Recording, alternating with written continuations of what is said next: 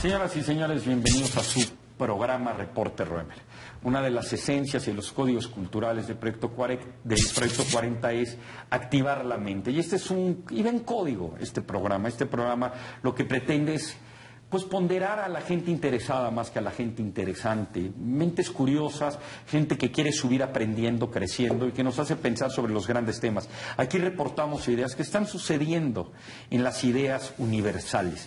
Bienvenidos al programa. Les voy a proponer un juego lúdico que cada quien, para que se presente, de una palabra, una cualidad de la persona que está. Empezamos tú de una palabra de José Luis, de Lía de Óscar. Vas. José Luis Mateos. Un fulano que lee y digiere. Una palabra. Bien. Bueno. Un adjetivo. Es brillante. Ok. Una palabra de Lía. Claridad, inteligencia. Una palabra de Óscar. Poeta. Señoras y señores, bienvenidos al juego de Basta. Ustedes jueguen lo mismo. ¿Cómo se definiría en una palabra o cómo definir a la persona con la que se encuentran? Gracias por estar aquí. Proyecto 40, coeditado con Fundación Azteca, con Círculo Editorial Azteca y, por supuesto, con Editorial Taurus.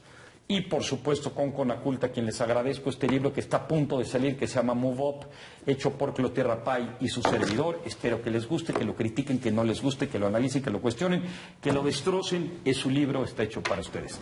Señoras y señores, vamos a jugar Basta. Aprieta todo el botón, mi querido Óscar de la Borbolla. Ahí está.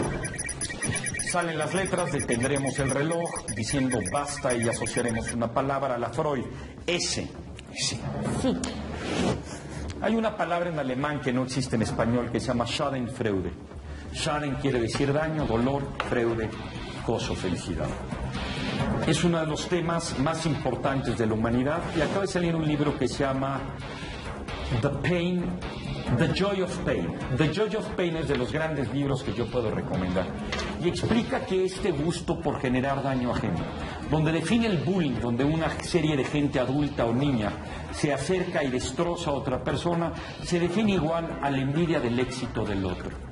Y en lugar de que te dé a la mejor placer la felicidad del otro, que es un tema muy bonito que los budistas le llaman mudita. A la gente que le interese esto, lo opuesto de Schadenfreude es mudita, es un concepto budista muy bello. Les genera placer y buscan, no solo les genera, buscan hacer daño al equipo y generar bullying. En este libro lo que te explica es que además de que son obviamente razones ancestrales, donde no se ha aprendido a modificar la conducta humana, tiene algo biológico, que todo el tiempo estás en referencia con el estatus del otro. Y que cuando ves que a Tiger Woods lo destrozan por algo que hizo, a mucha gente le da gusto porque lo veían como un superhéroe, y entonces tú te reduces y te encuentras en que es como tú, y a lo mejor hasta eres mejor que él. Y que por supuesto esto no genera movilidad social, pero sí es algo biológico de la parte del software del ser humano, y que por ello hay que trabajar mucho la parte cultural para no tener instintos tan primitivos. Este libro que hoy reporto se llama The Pain of Joy. The Joy of Pain, perdón, la felicidad del dolor ajeno, la palabra Schadenfreude. ¿Qué dices? Pues es un tema, y siendo honesto, pues todos tenemos cierto grado de cosas. Sobre todo, yo creo que, bueno, en mi caso, y a lo mejor a algunos otros les pasará igual, puedes, si no tener un gusto, sí, como que de repente alguien muy exitoso, que es al mismo tiempo muy arrogante y muy prepotente, cuando de repente algo le falla, pues si no gusto, sí digo, bueno, qué bueno para que le baje a esa prepotencia, para que... 3 rayitas. ¿No? Dos rayitas, aquí como habla este dicen. libro de 3 cosas, perdón, rapidísimo. Pero... Una es, hay gente que se lo merece, pero hay gente que ni es prepotente, ni simplemente te da el gusto. A eso iba, que a veces hay gente que por mérito propio es muy exitosa, pero al mismo tiempo es muy buena persona y ayuda a los demás. A mí esa gente me gusta mucho, las apoyo en lo que puedo y realmente los felicito honestamente. Y entonces mi nivel de este Schadenfreude es mínimo, y sí me da el gusto de gente que tiene valía. Curiosamente, ¿no? En este libro hay todo un éxito, capítulo del complejo de inferioridad del que ocupa el Schadenfreude. Vas. Yo creo que exactamente va ligado a eso, a que el ser humano necesita tener tiene el sentido de sobrevivir. Entonces, cuando yo detecto que alguien es más fuerte que yo, llámese que es más capaz, más brillante, más inteligente, lo que sea, me uno a los que están en mi nivel para que podamos atacarlo, porque yo solo no podría. ¿Por qué? Porque representa para mí una amenaza que no tiene que ver con él, sino con cómo yo lo percibo y cómo me percibo a mí mismo. Vas. Recomendamos este libro. Es Sí. una muy fea relación que se da entre los que son parecidos.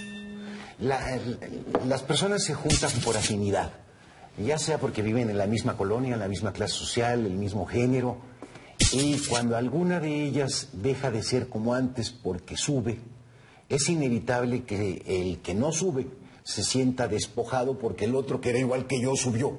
Cuando ese otro ya ha subido lo suficiente, se vuelve entonces un punto de referencia y es el blanco de todas las envidias.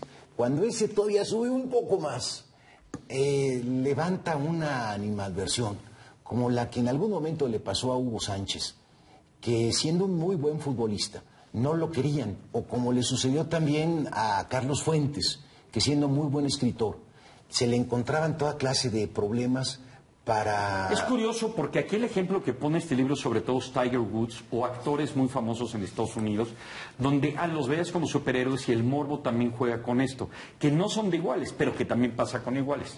Pero fíjate que la explicación de las revistas como Hola y estas en las que los muy destacados por su nivel económico o por su nivel dentro de la nobleza son puestos a exhibición. Ese gusto que además no creo que lo consuman los que salen fotografiados, sino justamente los que nunca podrán ser fotografiados por esas revistas, son los que la consumen.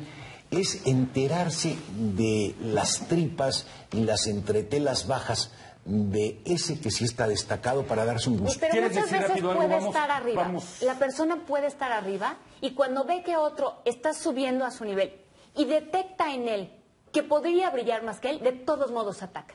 Es algo también cultural, obviamente se explican formas de mitigarlo. Recomiendo mucho este libro y también uno nuevo de Paul Bloom, que ha insistido mucho en la Ciudad de las Ideas, que sacar un libro sobre la maldad y la bondad y pone un bebé y qué tanto con esto uno nace y qué tanto esto se hace. Son dos obras que estamos reportando aquí en Reporte Roemer que les recomendamos muchísimo. Vamos a otra palabra y le voy a pedir a uno de ustedes tres que aleatoriamente, porque este es un juego y no tenemos las palabras precondicionadas, propongan una palabra y juguemos a hacer una hipótesis en la R cuadrada. Vas. Vamos. Tú di basta cuando quieras, José Luis. Basta. Y tú por la palabra. H. Pues debe ser humanidad. Vamos a hablar del el humanismo. Humanidad, amor, hermandad, lo que quieras. Vas. Humanidad. Basta. Hipótesis nula de humanidad tiene que ver con un libro que tú has citado en otros programas y que hay dos autores fundamentales. Uno es Steven Pinker, que es su última obra, y el otro es Max Ridley, donde de alguna u otra manera lo que te explican, tienen ambos la misma hipótesis, que la humanidad ha evolucionado a ser menos violenta, que hay menos genocidios, que hay menos cosas terribles, que hay menos cosas trágicas, y la hipótesis en ambos tiene que ver con la cooperación y la conveniencia, el comercio internacional, estas redes sociales, el estar atento, porque tenemos partes buenas y malas, eso es natura humana. Ha sido muy controversial y mucha gente te puede decir, sí, pero espérate, vete al rincón de tal entidad federativa en tal país del mundo. Pero tiene un estudio extraordinario Steven Pinker en su último libro sobre los ángeles y los demonios que nos cargan, donde sin duda alguna la humanidad tiene una evolución, voy a atreverme a decir esta palabra, moral, y donde la violencia, los genocidios, el maltrato, etcétera, están cayendo a través de la historia. Max Ridley, en su libro que tú has citado también de Positivo, del optimista racional, también toca mucho este tema. ¿Qué opinan al respecto? No Oscar, estoy tú de eres muy acuerdo. crítico de estas cosas. Sí, Pero quiero que sepas que Steven Pinker lo tiene muy bien documentado. tiene la razón. Lo que sucede es que yo veo una reproducción prácticamente equivalente de los niveles de violencia si lo voy fragmentando. Las relaciones interpersonales no necesariamente son tan de guantes y tan de buenos modos. Y se está dando unos fenómenos, sobre todo entre los jóvenes, de una violencia de relación, no solamente verbal, sino física.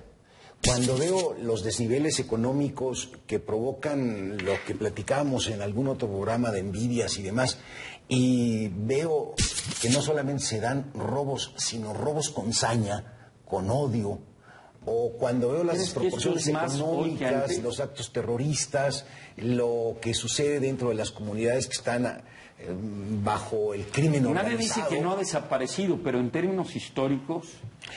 En términos históricos, si me fío por la apariencia de la información, parece que vivimos en el nivel que nos dan las películas de Hollywood, donde todos están bonitos, bien peinados y... Hay que leerlo, pero es un buen debate. Vas. Yo creo que tiene que ver más con la evolución que ha tenido... ¿Estás de acuerdo con Steven Pinker? No.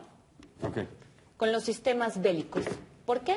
Porque hoy son, en su mayoría, armas de destrucción masiva, hay menos control, si hubiera bombas químicas, que evidentemente que seamos un mundo más globalizado hace que tengamos la apariencia de ser más diplomáticos.